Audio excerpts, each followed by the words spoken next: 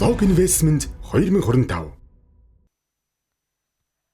Азийн цээжинд орших Монгол улсын нийслэл хот Улаанбаатар хотод өнөөдөр орон сууцны хэрэгцээ ямар түвшинд байна вэ? Тэгэхээр 2024 оны байдлаар нийт өрхийн 42.4% буюу за ойролцоогоор 201.3 мянган өрх гэр хороололд амьдарч байна. Тэгэхээр гэр хорооллын айл өрхүүд за нүүрс маань нийт утаа агаарын бохирдлын 56%-ыг бүрдүүлж байна.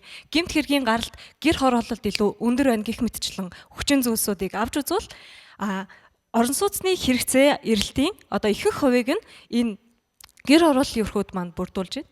За мөн түүнчлэн 210 мянга гаруй иргэд гадаад улсад оршин суугаа юм статистик баримт байна. Тэгэхээр тэд маань бүгдээрээ одоо орон сууцтай болох, машинтай болох амьдралын нөхцөлөө сайжруулах чин хүсэлтэй.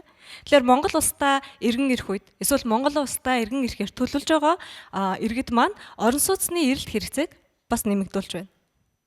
За үүнээс гадна 3 дахь хүчин зүйл бол хүн амын өсөлт буюу за өрхийн өсөлтөөр аваад үзье. Тэгэхээр сүүлийн 5 жилийн дунджаар Улаанбаатар хотод жилдээ одоо өрхийн өсөлт бол 2.7% байна. Тэгэхээр үүн дээр бол шинээр айл өрх болж гал голомтой бадрааж байгаа залуу үеийнхэн мөн түнчлэн амьдралын нөхцөлөө сайжруулахаар ирсэн одоо хөдөө орон нутгаас Улаанбаатар хот руу шилжин ирж байгаа одоо айл өрхөд бүрдүүлж байна. Тэгэхээр эдгээр баримтаас бид нар харвал одоо яг өнөөдрийн хэрэгцээгээр аваад үзэхэд биднэрт багадаа 200 мянган айлын орон сууцны төсөл шаардлагатай байна. Тэгэхээр одоо дээр дурдсан өрхүүд сууцанд хамрагдсанараа бидний өнөөдрийн хамгийн том асуудал болоод байгаа утааг бууруулах агаарын бохирдлын одоо хортой элементийг бууруулах. За цаашлаад амьдралын чанарыг дээшлүүлэх. За улмаар одоо бидний ирээдүйн хойж болсон одоо үр хүүхдүүд маань эрүүл аюулгүй орчинд одоо амьдрах тэр суур хэрэгцээ бол бүрдэж байгаа. За тэгвэл өнөөдөр яагаад борлуулагдаагүй орон сууцнууд зах зээл дээр байна вэ? Энэ бол шууд иргэдийн орон сууц худалдан авах чадвар боломжтой хамааралтай. Тэгэхээр өнөөдөр одоо би орон сууц худалдаж авахаар очиход надад 3 төрлийн төлбөрийн нөхцөл байдаг. Тэгэхээр нэгдүгээрт мэдээж бэлэн мөнгөөр худалдаа авал. За энд бол би 100% шууд төлбөрөө төлж байраа авах ёстой. За хоёрдугаарх нь бол одоо бид бүхний хамгийн хүсэмжит ипотекийн зээл байгаа. Багадаа 30% урьдчилгаагаа төлнө. За 150 сая хүртэлх дүнгээр зээл авна. Гэтэ энэ маань нэг талаасаа одоо нийлүүлээд байдаг. Гэтэ нийлүүлэлт нь өөрөө эрэлтэд авч чадахгүй улмаас би өнөөдөр 2 жилийн өмнө ипотекийн учирт хамрагдаад байгаа. За мөн түүнээсээ гадна тодорхой шалгуурууд одоо тухайлах юм бол сүүлийн 12 сар яг нийгмийн даатгал тасралтгүй төлсөн байх ч юм уу шалгуурууд тавигддаг учраас магадгүй Солонгос улсад ажиллаж амьдарч байгаа, Австралид амьдарч байгаа тэдгээр иргэд маань ипотекийн зээлээр байр авах боломжгүй болоод байдгаа гэсэн үг.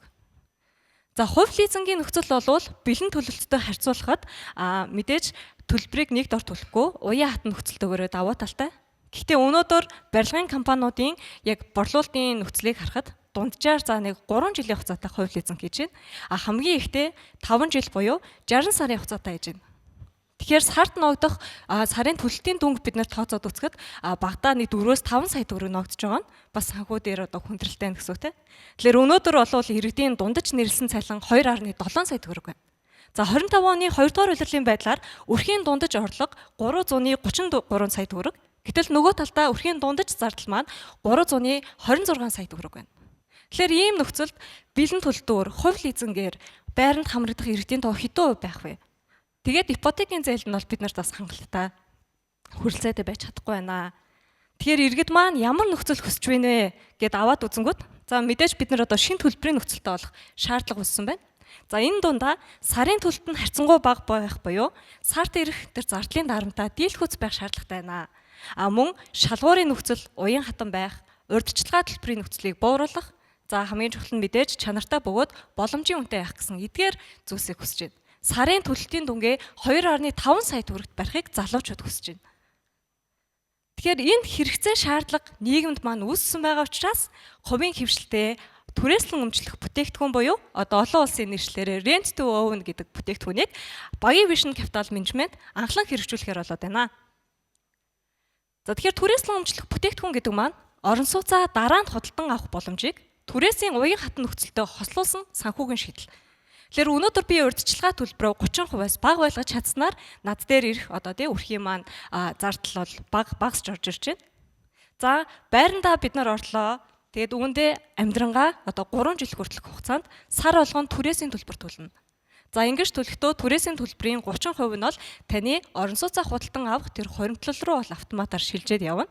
Тэгэхээр үүнийхээ үр дүнд би 3 хүртэлгчилд үлдсэн одоо урьдчилгаа төлбөр байр худалдаж авах мөнгөө бас тодорхой хэмжээгээр нэмэгдүүлэх бүрэн боломж үүсэж байгаа. Тэгээ хугацааг бид нар 10 жил барьснаар энэ маань мэдээж нөгөө уламжлалт ховл эзэн ч юм уу те бусад нөхцөлийг халсан хэрэглэгч төвтөө шийдлийг үйл хөдлөх хөрөнгийн зах зээлд нэвтрүүлж байгаа шинэлэг инновац болж байгаа. Тэр түрүүн Батбаатар захирлын хэлсэнчлэн Улаанбаатар группийн хувьд бол маш олон төсөл дээр цаашдаа тоогоо нэмэгдүүлээд rent to own одоо нөхцөлд иргэдийг хамруулахаар зорж байна. За хамгийн анхлан нэвтрүүлж байгаа төсөл бол нисхийн тойргийн баруун хойно байршилтай. За Улаанбаатар хотын бас цэвэр агаар бүхий хэсэг, Сөөвл гарден цогцлбор хотны 7 дугаар блок дээр бид нар анхлан хэрэгжүүлэхээр болоод байна. Тэгэхээр төслийн талаар товч мэдээлэл өгөх юм бол эхний 4 блок нь аль хэдийн ашиглалтанд орсон, 1 блок нь энэ онд, за дараагийн блок нь одоо каркас нь уусарсан, өрлөг явагдсан 26 оны 2 дугаар улиралд ашиглалтанд орох ийм төсөл байна. Тэгэхээр 7 дугаар блок маань өөрөө 26 оны буюу одоо эх жилийн 2 дугаар улирлаас эхлээд жилийн дотор ашиглалтанд орох ийм төсөл байгаа. Тэгэхээр бид нар энэ төслийн 20% нь түрээслэн өмчлөх нөхцлөө хэрэгжүүлэхээр болж байна. За жишээ аваад үзье. За 7 дугаар блокоос би 45 м квадрат байрыг 200 сая төгрөгөөр худалдаж авахар боллоо. Тэгэхээр яг өнөөдөр би за нэг 50 сая хүртэлх дүнгээр урьдчилгаа төлбөрөө төлнө. Тэгээд байранд орлоо. Байранд орсноос хойш 3 жилийн хугацаанд би сар болгон 2 сая төгрөгийг төлөөд явна. Одоо манай өрх тийм ээ. Тэгээ 2 сая төгрөгөө төлж явж агаад хугацааны эцэс болохоор эсвэл тэндээс өмнө хэрэгжүүлж болно. Өмчлөх нөхцлөө эрхээ хэрэгжүүллээ. За ингэж хэрэгжүүлснээрээ дараагийн 7 жилд сартаа төлөх дүн маань 1.9 сая буюу бас 2 сая төгрөгөөс доошоо орж ирж байгаа гэсэн үг. Тэгээд нийтдээ ингээд томоор нь хараад үзвэл 10 жилийн хугацаанд би байраа өөрийн болгох бүрэн боломжтой болж байна. Гэхдээ санхүүдээ мэдээж дарамт арай багтаагаар. Тэгэхээр энэ нөхцөлийн давуу тал нь иргэдэд юу гэж очих вэ гэхээр жил болгон үл хөдлөх хөрөнгийн үн өсдөг. Тэгэхээр бид нар одоо нөхцөлд одоо гэрээгээ хийснээр үнийг төгжих маш том давуу тал нөгөө талаар уян хатан тулалт гэдэг ийм давуу талыг олгож байна. Тэгэхээр энэ маань зах зээл дээрх ямар ч нөхцлөөс илүү бидэнд санхүүгийн хувьд боломжтой болж орж ирэх нэ. За оролцогч талуудын хувьд мэдээж зөвхөн худалдан авахч болон төсөл хэрэгжүүлэгч талууд бол оролцохгүй. Энэ дээр оролцогч бол бүх талууд нь орж ирнэ. Тэгэхээр нэг талаасаа энэ маань мэдээж одоо нийгмийн хариуцлагыг дэмжиж хийж байгаа ажил мөн. Гэхдээ нөгөө талаасаа зөвхөн одоо төр засгийн газрыг харахгүйгээр хувийн хөвшлүүд те одоо оролцогч талууд төсөл хөгжүүлэгч барилгын материал одоо ханган нийлүүлэгч санхүүгийн байгууллагууд маань нийлж одоо санхүүжилтийн схемийг нь хамтдаа өгсөрснээр нэгдүгээрт хэрэглэгчд очих дарамтыг бууруулах. За нөгөө талаар бол одоо юу гэж нөгөө нийгмийн асуудлаа бид нар хамтдаа одоо win-win зарчмаар шийдэх бүрэн боломж нь биднэрт үүсэж байна гэсэн. Тэгэхээр ингэснээр бид нар бол эх орондоо илүү сайхан амьдарч чадна те. Та бид хүүхдээ өвөл одоо ханиад хүрэхээс өвөл бүр гадаа гарахаас айх тэр айцаа бол гээх бүрэн боломжтой.